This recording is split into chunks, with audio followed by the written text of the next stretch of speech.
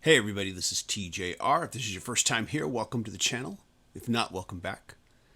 And just as I was discovering a new appreciation for the music of Bob Dylan, an appreciation that I had previously lacked, I was informed that Bob Dylan may have taken legal action against the band Hootie and the Blowfish for referencing one of his songs in their 1994 hit, I Only Want to Be With You.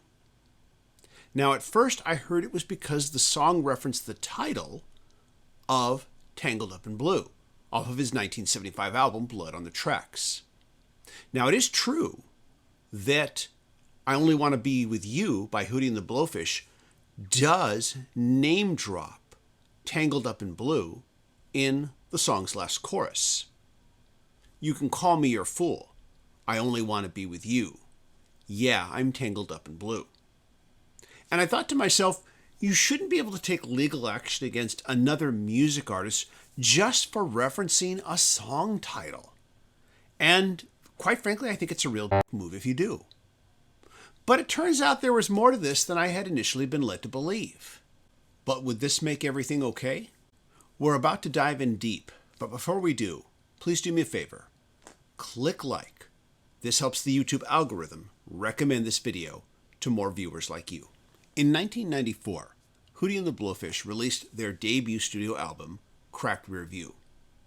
This album included a re-record of a track from their 1993 independently released EP, Coochie Pop, titled I Only Want to Be With You.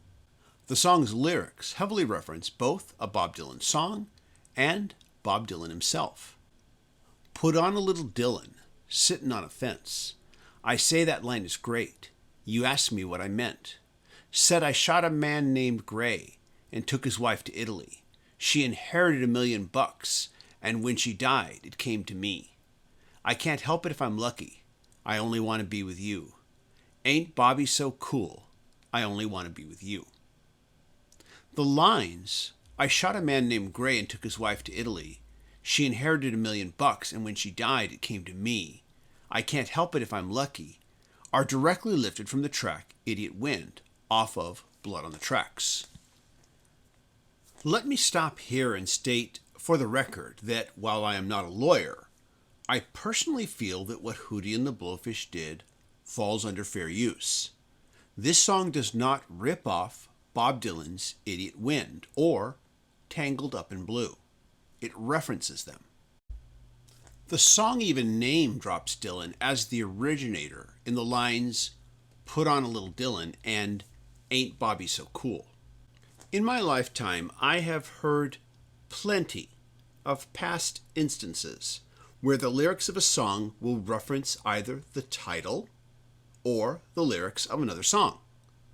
One example of referencing a title is Motley Crue referencing the title of the Beatles song, The Long and Winding Road, in their song, Home Sweet Home.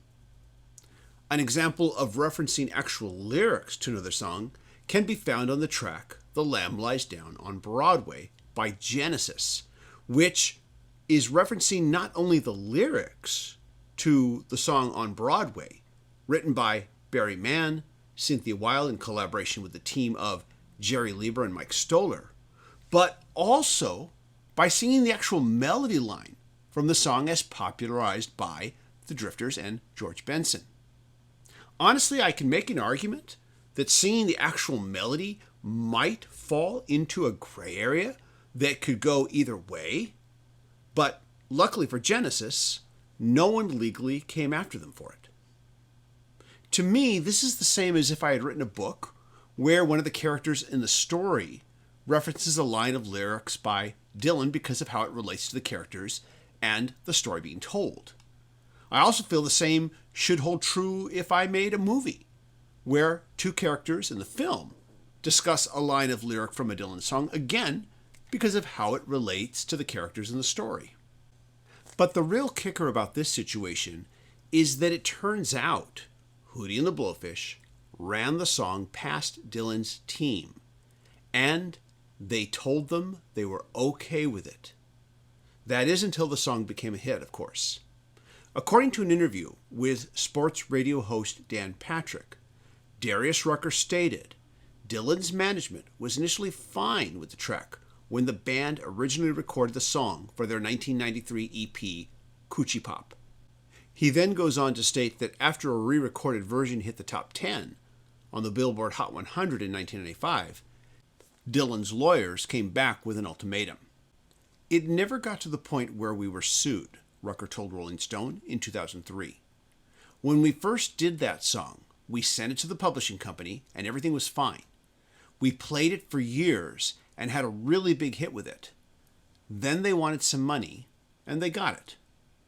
Evidently, Hootie and the Blowfish only had to make a one-time payment to Dylan.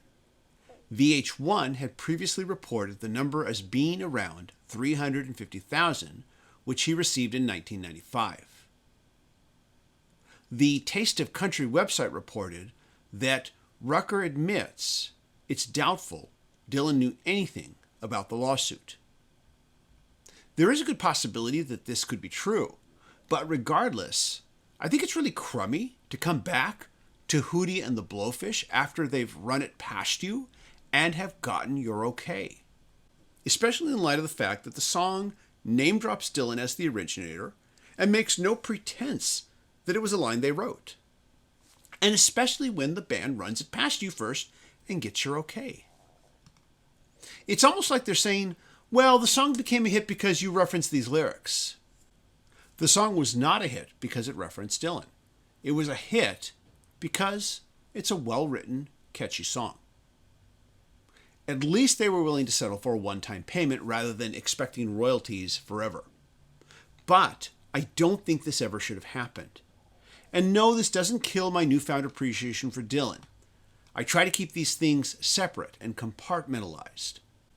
But what do you think? Do you agree with me? Do you disagree with me? Please leave a comment. And are there any other legal or lawsuit-related cases regarding music that you would like to hear me comment on? Update. After I finished recording the audio narration for this video, I found a CBS News article from 2012 wherein Dylan answers critics of accusations that he plagiarized the writing of others. Journalist Mikhail Gilmore asked Dylan what he thinks of the controversy over quotations in his songs stemming from the works of other writers, including Japanese author Junichi Saga and poet Henry Timrod. Dylan responds, "Oh yeah, in folk and jazz, quotation is a rich and enriching tradition." He responded, "That certainly is true. It's true for everybody but me. There are different rules for me. And as far as Henry Timrod is concerned, have you even heard of him? Who's been reading him lately? And who's pushed him to the forefront? And if you think it's so easy to quote him and it can help your work, do it yourself and see how far you can get. Wussies and complain about that stuff. It's an old thing. It's part of the tradition. It goes way back." With this quote, Bob Dylan is saying that referencing the writings of others is part of the tradition of songwriting and that everyone has been doing it for years. And he's right. And when he states, "but the rules are different for me," he's not saying that I don't have to play by the same rules as everybody else does. He is saying that a double standard is applied to him when he does basically what every other author does. It is true that historically speaking, every time Dylan has released a new album, he has been met with very heavy criticism. But referencing the work of another writer is exactly what Hootie and the Blowfish did with I Only Want to Be With You. And again, if Dylan was not aware of the legal action taken against them, as Darius Rucker himself speculates, it still all comes off as extremely hypocritical. It looks bad. And it makes Dylan look bad too because his publishing company was representing him at the time. Those are my thoughts on the matter. Let me know yours. Please leave a comment. I'm curious to know what you have to say about this. As always, if you like these videos, be sure to hit like, hit subscribe, and hit the bell notification icon so you never miss a video. In just a few moments, you're going to see some links for some other videos that I have created that I think you will find enjoyable and fascinating. I want to give a big shout out to my Patreon supporters. Patron supporters do receive exclusive weekly videos not available on this channel. If you'd like to be a patron supporter, please go to patreon.com/TJR the original. You can also leave a one-time super thanks for any video that I post here. That will help me a great deal.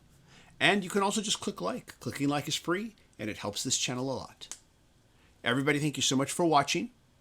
I really do appreciate it, and I'll look forward to seeing you in the next video. Until then, I hope you stay safe and healthy.